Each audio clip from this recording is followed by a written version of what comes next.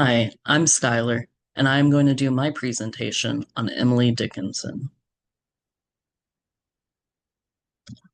Emily Dickinson is regarded as one of the two leading American poets of the 19th century, the other being Walt Whitman. While Emily Dickinson was aware of Walt Whitman at the time, she chose not to read any of his works because she had heard that they were untasteful. Now, Emily Dickinson was born in Amherst, Massachusetts in 1830. She ended up staying in Amherst her whole life before she passed in 1886. She did come from a pretty privileged family and resided in a mansion for the first part of her life. However, her and her siblings did have a strict religious upbringing. Her parents practiced evangelical Calvinism. It is the belief that all of us are born wretched and we must go through a conversion to accept the sacrifice of Jesus Christ. In her primary years, she attended Amherst Academy. She was kept home from school often due to her parents seeing her as frail, but when she was able to attend, she excelled in composition. Later, she would pursue a higher education at Mount Holyoke Female Seminary. However, she would leave after 1 year due to their strict rules and religious practices. At this point in her life, her relationship with faith was changing, and she didn't agree with their views. We will discuss this more on the next slide.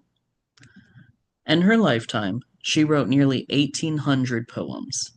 However, most of these were published posthumously. After her death, her family discovered her writings and published them. So while she is an incredibly influential poet in American history, she was not alive to see her influence.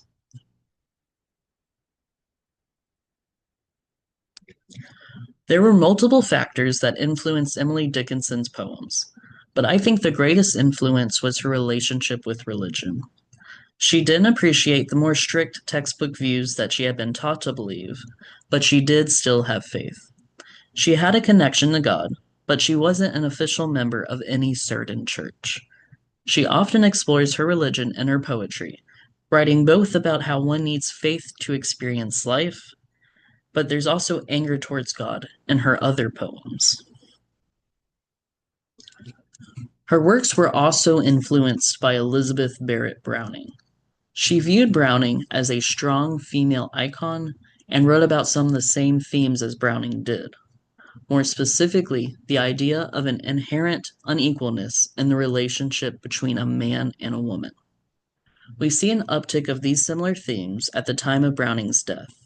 It is speculated that in mourning one of her favorite authors, part of her grieving process was to incorporate Browning's elements into her own poetry.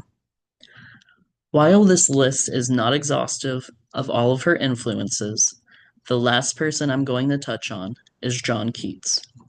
Emily Dickinson alluded to him multiple times in her own poetry. She was most inspired by how he wrote about fame and about mortality.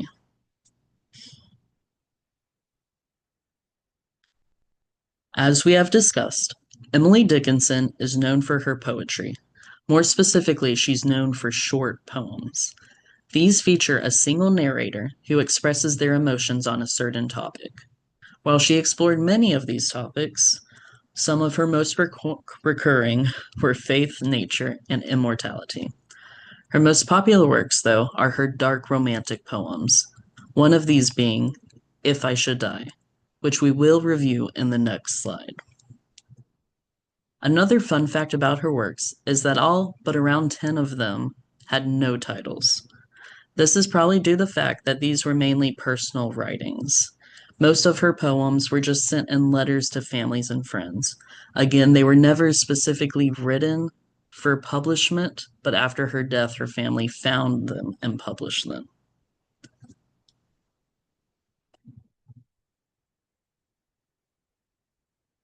All right, so this is one of her dark romantic poems, If I Should Die.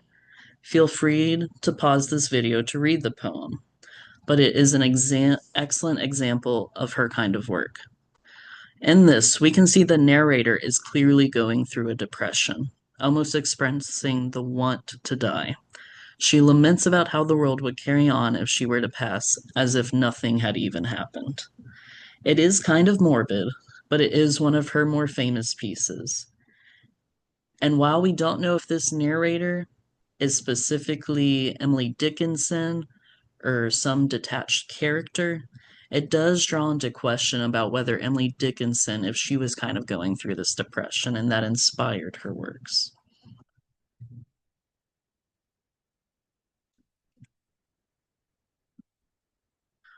Something that may seem small, but was incredibly impactful, was Emily Dickinson's use of line breaks. For the time, it was rather unconventional how she used them so frequently to indicate natural pauses in the rhythm. This gave her poems a rhythm that wasn't commonly seen at the time. Of course, her poetry also paved the way for more writers to explore religion. As we've talked about, she had a very complex relationship with religion. Her poems often bounced back and forth between her connection with God and her rejection of Him. And it was almost taboo at the time to denounce the Christian faith. Even one of her classmates, or she recalled herself, that once in class they had been asked to stand if they were glad to be a Christian, and she was the only one that sat, and she was kind of rejected by that classroom for that. So, in many ways, especially with her writings, she paved the way for more people to write about and experience complex views of their faith. And then, thank you. The last slide is just my works cited.